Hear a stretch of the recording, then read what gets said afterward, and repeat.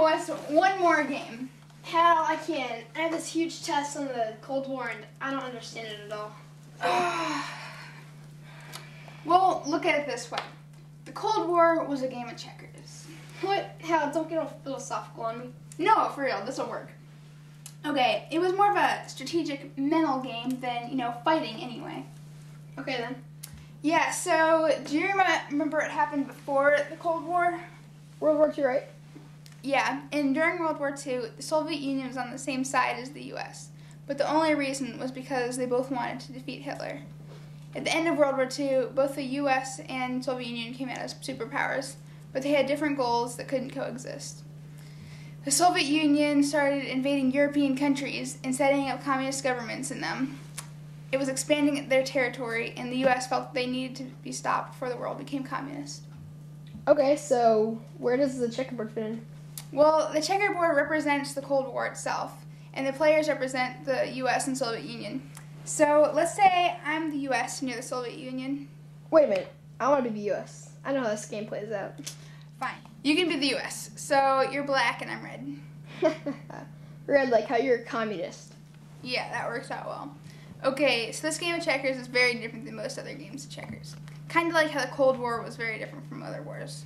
Oh yeah, because there was no direct fighting. So are you not going to capture each other's pieces? Well, for the most part, no. But we'll get to that. Do you know why they didn't attack each other directly? Because they both had a ton of weapons and nukes, and they didn't want each other to blow them off the face of the earth. Right, and that's because of the arms race and space race. Both sides were building up their weapons, and during this time, trying not to make the other side really angry. So in our checker game, the nukes and weapons are like having kinged pieces. So like this. So we aren't capturing each other's pieces because we're afraid that the other person will capture ours. But this seems so stupid for a game of checkers. I mean, normally it's not that big of a deal to get a few pieces captured. Well, yeah, but let's say there's big stakes on this game, just like there was during the Cold War. I mean, they could have ended up blowing up the Earth. So let's say the winner gets $1 million if they capture all the other person's pieces.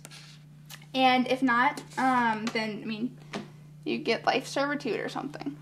Okay, that would make me a lot more careful. Yeah, so here we are getting our pieces kinged, but you know what? Huh. The Cold War wasn't really cold the whole time. Oh yeah? The Cold War actually expanded to Asia, the Middle East, Africa, and Latin America, where there was fighting. It's just that the U.S. and Soviet Union wasn't directly attacking each other. So off to the side we get to capture a few pieces. Yeah, and that represents the Vietnam and Korean Wars, because in both of them, the U.S. supported one side and the Soviet Union supported the other.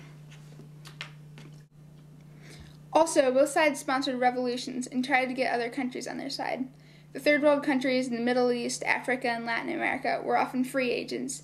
So that's like me getting mom on my side and you getting dad, and they give good advice or something. You and mom are communists.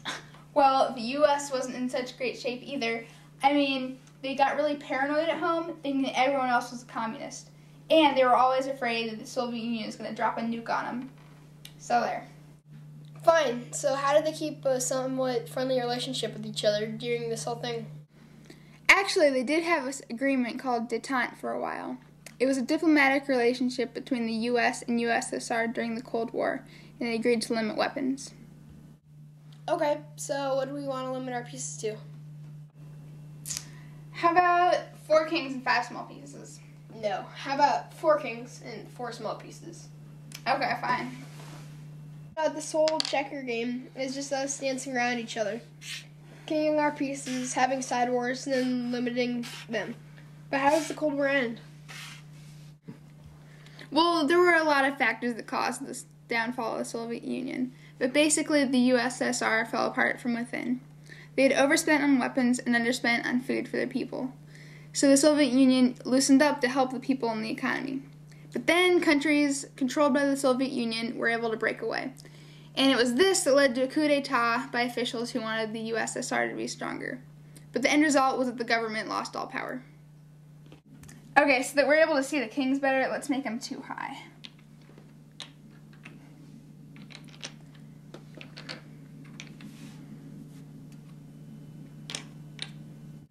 Cool. Your pieces are in a bad position where you can't move. So I win. You gotta be my slave. Yeah, except this is all hypothetical. Whatever. So the government lost its power and the U.S. became the only superpower, communism wasn't as much of a threat, and the people of the former Soviet Union set up a new government that was more like a democracy.